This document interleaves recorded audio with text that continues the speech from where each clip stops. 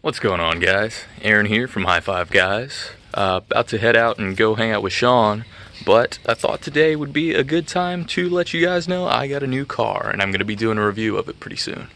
It's a 1989 Supra Turbo. Now, a little bit about the car. These Mark III Supras weren't exactly rare whenever they were new, but because a lot of them had a problem with the head gaskets not being torqued properly, it was actually a misprint from the factory. They had a lot of them aren't on the roads today. So in Texas, where I live, there's only like 3 to 5 left on the road that are still registered.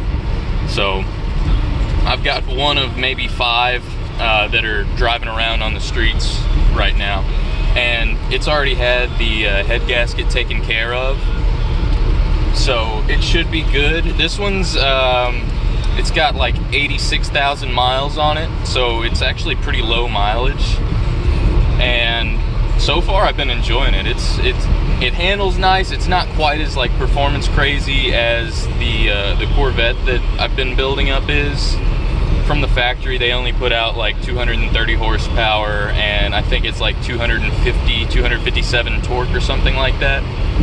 But it is a comfortable car. So if anything, I want to say it's like a sporty grand touring car. This is a car you could take on long twisty roads and for long trips and not be uncomfortable in it. It's got really good seats, and it was packed with technology for the time. It's got adjustable, like, electronically controlled suspension. It's got whenever I bought it, I noticed that underneath it has a cooling system for the front brake calipers.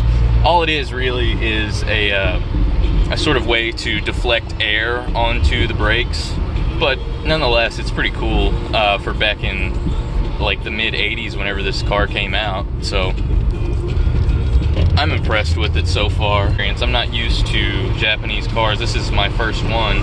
A few of my friends have Toyotas, but it took me a little while to like really figure out how to get all the little accessories to turn on, like the headlights and the windshield wipers, and everything's in a different spot than what I'm used to.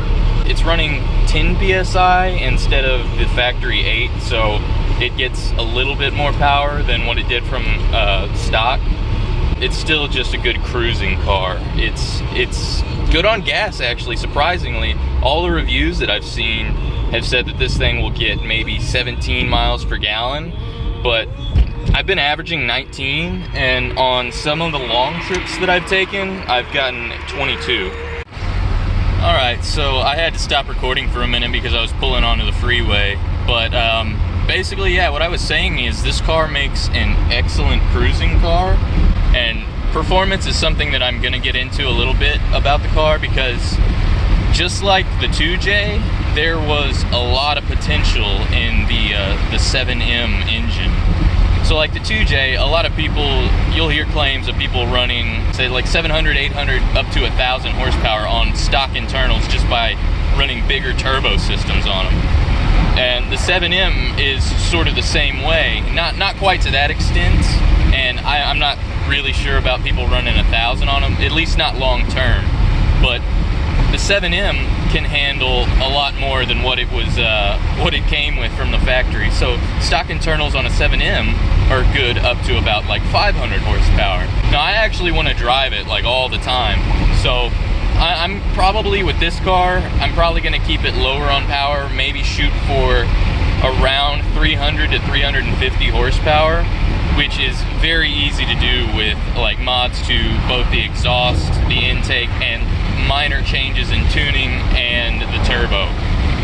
So for now anyways, it just makes a really comfortable, like somewhat performance-oriented cruising car. And it handles pretty well, but it is slightly heavier than like the Corvette. A lot of my friends were like, oh man, that thing ought to handle really well. It's smaller than the Corvette.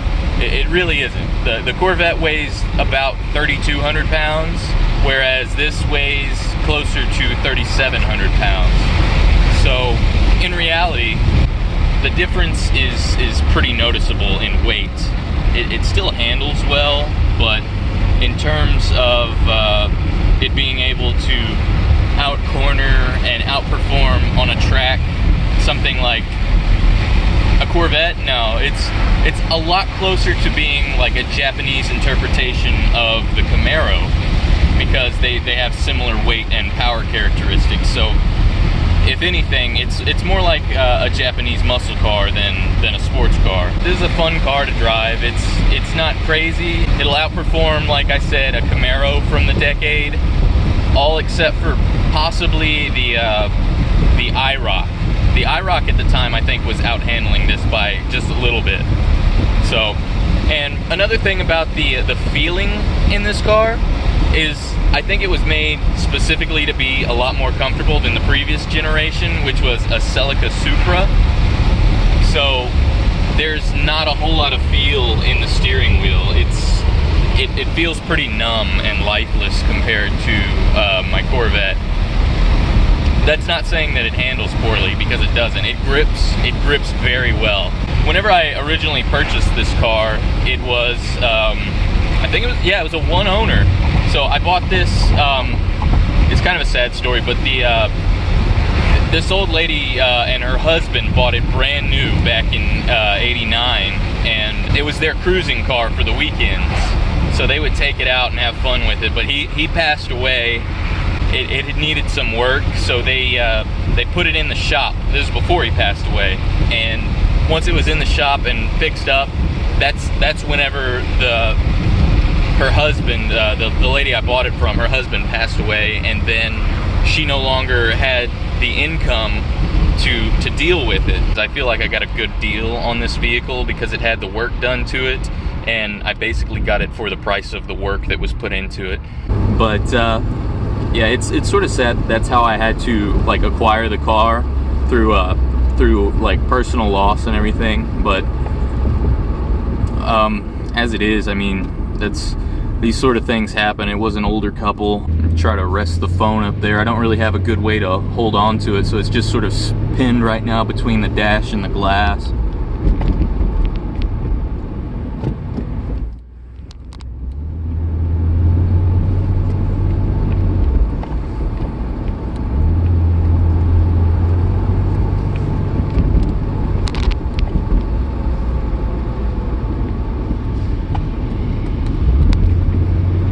Yeah, I'm about to go hang out with Sean, and he's still living at the same apartments that he was whenever we first decided to make the YouTube channel High Five Guys.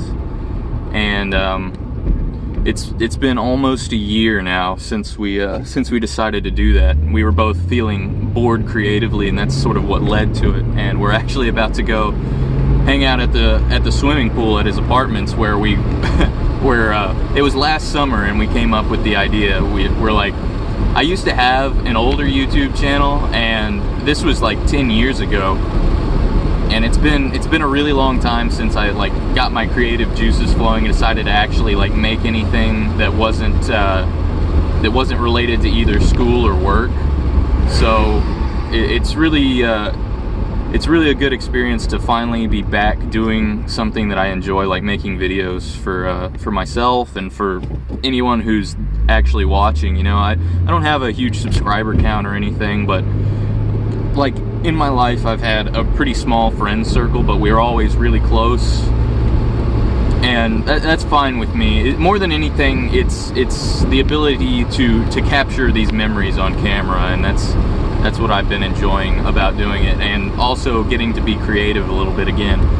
Not huge amounts of creativity go into like doing Let's Plays and whatnot, but I mean, something that keeps me a little bit more busy, you know?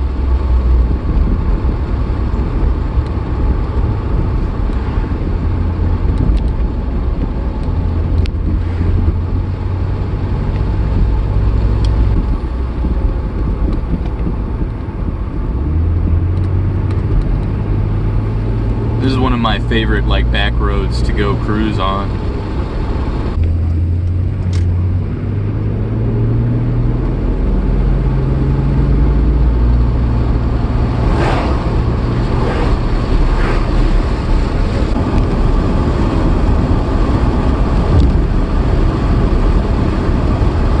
Man, it just got colder in that little dip. It's been hot out today. It's like 85 degrees right now. That little dip, it like dropped 10 degrees, it felt like. It's one of the things about shooting wide angle is you can't really see drops that well. And I don't know how to translate that, because in some of the ATV videos that we shot somewhat recently, we've been doing a little bit of hill climbing, but it always looks like we're not going up like anything that's steep at all. And we've had like the front ends come up on our four-wheelers, almost flip over backwards on us. None of us are running like extended swing arms, so we're not really set up for hill climbs, but nonetheless, we've been trying to do a little bit of it without getting ourselves hurt.